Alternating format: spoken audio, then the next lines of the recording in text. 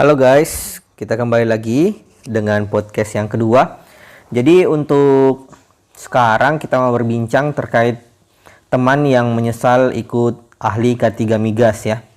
Jadi perbincangan yang kemarin saya di chat sama teman, Kak Hasdar, ini saya sudah ikut K3 Migas tapi lowongannya sedikit gitu loh. Jadi sebenarnya dia juga backgroundnya medik. Dia sudah ikut semuanya BTCLS, Hiperkes, sudah juga ikut ahli K3 umum. Nah, setelah itu dia bertanya apakah saya ikut ahli K3 Migas atau ACLS. Jadi Advanced Cardiac Life Support ya.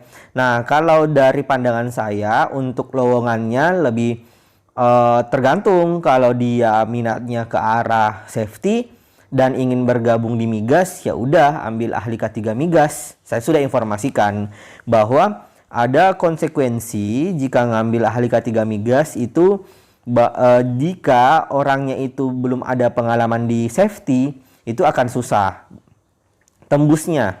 Nah, sebaiknya ngambil ACLS aja, karena kalau kita sudah ada pengalaman di tambang, ditambah ikut ACLS, nah itu kita sudah bisa lebih powerful atau lebih laku untuk masuk ke bidang migas. Itu ya.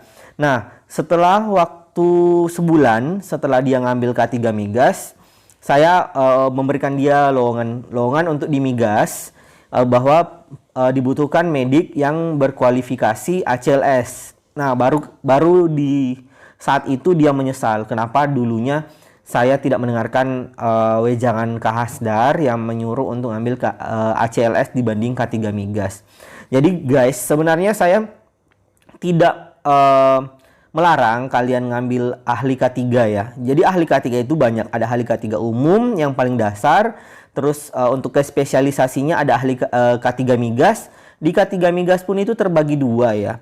Ada ahli K3 Migas level operator dan level pengawas. Biasanya pemula-pemula masuknya di operator. Itu pun kalau lulus. Kalau kagak, uangnya hangus. Nah, kalau yang sudah advance atau udah berpengalaman biasanya ngambil level pengawas. Nah, ada juga ahli K3 kimia, ahli K3 kebakaran, ahli K3 rumah sakit, dan masih banyak lagi spesialisasi daripada ahli K3. Jadi, saran saya guys, jangan ngambil jalan tol, jalan pintas menuju ke arah safety kalau kalian belum mumpuni atau sama sekali belum mempunyai pengalaman di bidang safety, karena itu bakalan menjadi penyesalan yang akan kalian dapatkan. Contohnya saya di awal lulus kuliah langsung ngambil Hiperkes.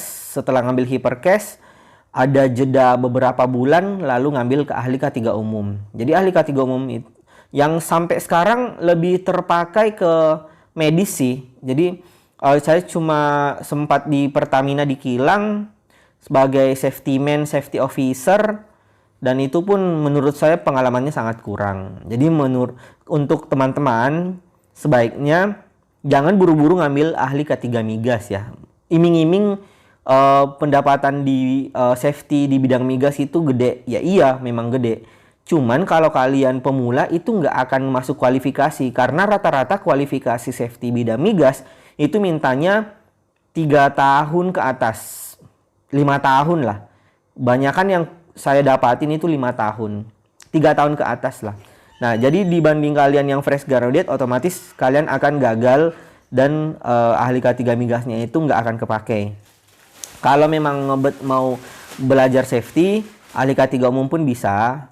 Tapi maksudnya masuk di bidang yang lain dulu, seperti konstruksi, lalu masuk ke bidang pertambangan. Di pertambangan bisa memantapkan ilmunya dengan mengambil pelatihan SMKP. Jadi SMKP itu Sistem Manajemen Keselamatan Pertambangan.